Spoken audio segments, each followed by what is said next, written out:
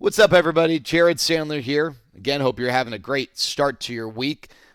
Presented earlier on this channel the 5 things the Rangers need to have happen to win the AL West. Got conversations this week coming up with Emily Jones, CJ Nikowski, Eric Nadel, plus more baseball commentary working towards Friday's opening day for the Texas Rangers. Major League Baseball season starts on Thursday, Yankees Nationals. So this is the week that sports really begin to return in earnest with the NBA and hockey shortly to follow. But we know that football is a 365-day out of the year conversation. And I wanted to share my thoughts on the Dak Prescott situation. I know it's maybe old news at this time, but I didn't feel the need to jump in the pool and be one of the very first to just share whatever's on my mind. I wanted to let it marinate. I wanted to digest it. I wanted to really figure out how I truly felt. And here's what I think. I don't think that Dak really wanted to get this deal done.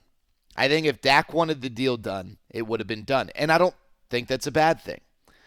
But I don't think that people who are sitting there feeling sorry for Dak or feeling like Dak is ticked off at the Cowboys or upset at the world are accurate. The notion, the report from Jane Slater, that Dak tried to come in at the 23rd hour and save the deal is an interesting report. And I think it tells us something, but I don't think it tells us that. And I'm not questioning Jane Slater's reporting. I guarantee you that's what Jane Slater's sources, someone from Dak's camp or Todd France's camp, his agent, said. And it's on Jane to report what's said, not to speculate. I have the ability to speculate. Todd France works for Dak. If Dak wanted to get a deal done, a deal would have been done. If Dak wanted to come in at the 23rd hour and get the deal done, Todd France would have made sure that deal got done. Otherwise, he would have been fired by now. Because when an agent leaves $70+ million of guaranteed money on the table and his client is not happy about that at all, that agent's gone. But no one goes to AT&T Stadium with a Todd France jersey. No one cheers for Todd France. No one boos Todd France. Heck, 99% of Cowboys fans probably don't know what he looks like, and I'd say 75% of Cowboys fans, and I might be generous there, don't even know who Todd France is. Don't know that he's Dak's agent. Certainly, I'd say 99% didn't know who his agent was, a month ago, 2 months ago. So, what came of Jane Slater's story? Dak tried to save the deal, but Todd France couldn't make it happen. Now we're upset at Todd France. An agent's job is a lot of things, but he works for the player, and his job is to look out for the player's best interest and protect the player. So it only behooves Todd France to take the bullets. He doesn't care. If he's worth his salt, and if he's at CAA, and if he's representing Dak, he's worth his salt. He doesn't give a you-know-what about anyone being upset at him, as long as his client is not. But what he doesn't want, what's not in his client's best interest, is for Cowboys fans to harbor ill will towards him. Now, the minute Dak starts throwing touchdown passes and starts winning games, that might subside. But why even create that right now?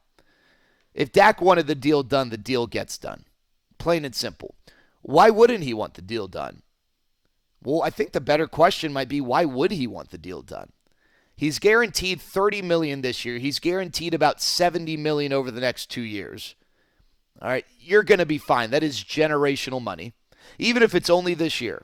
$30 million might not be generational money to the 10th degree, but I think a couple generations, maybe 3 generations of Prescott's, maybe more, are going to be just fine. But let's look at what is in the cards financially. I know that maybe the NFL is going to take a step back or maybe not grow as much as anticipated over the next 12 to 18 months. But pretty soon, gambling is going to become a part of the equation. And a lot of people still project that the NFL cap over the next 5 to 10 years is going to rise upwards of $100 million. And a lot of people believe that if Dak is just patient, whether it's a year, maybe a little bit more, that guaranteed money, that average annual value is going to go up big time because the cap's going to go up big time. Plus, I think Dak's comfortable betting on himself, and that alone might earn him more money. The other side of it is this. If there is a desire to be the highest paid, or I guess with Patrick Mahomes signing his deal, the second highest paid, Dak signs his contract right now, then Deshaun Watson signs his contract, and someone else signs his. All of a sudden, you're the fifth highest paid in a matter of seconds. So I don't think that there's this incentive for Dak to sign the deal right now. I think the incentive was more on the Cowboys side. If they could lock Dak in right now at whatever, let's call it $35 million a year, then when the cap goes up big time, all of a sudden, while you don't have Dak on a rookie deal, it's not like Dak is taking up nearly as much of the cap as, you initially thought he might, or he did when he first signed. So I don't think that, I just don't think that Dak is sitting there so upset. I think, would you like to just get it out of the way? Sure, maybe. But if Dak was upset a deal didn't get done, Todd France would not be his agent.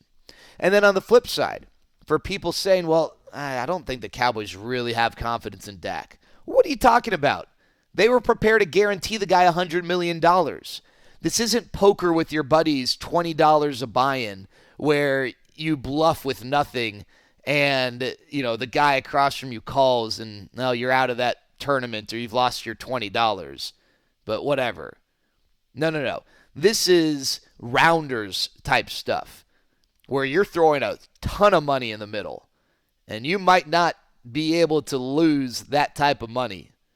And you throw it in the middle and you're sitting there with 2-7 and the flop has none of that and they call and your heart sinks because you don't have anything. In the NFL, you're not tossing $100 million of guaranteed money to the middle of the table if you don't believe in the guy. Cowboys absolutely believe in the guy. They were just trying to cut a deal, and that should be a part of their agenda. A part of their agenda should be to try and sign guys for as little as possible so that they can build the best possible team. Their agenda should not be to cater to every player's needs, whereas the player's agenda should be to get whatever money they can or whatever is important to them. So I don't fault either side here. I don't fault Dak for wanting what he wants. I don't fault the Cowboys for wanting what they want. But I think that ultimately the party that's most upset a deal didn't get done, to me, is the Dallas Cowboys. The only way they end up really winning on this is if Dak is terrible this year or just isn't good enough to give you confidence that he actually is worth what the Cowboys right now, to date, in this moment, think he's worth. And then it saves them from committing that extra dollar. But I don't think that's going to happen. In my heart of hearts, I don't think Dak's going to be bad this year. I think he's going to be a stud.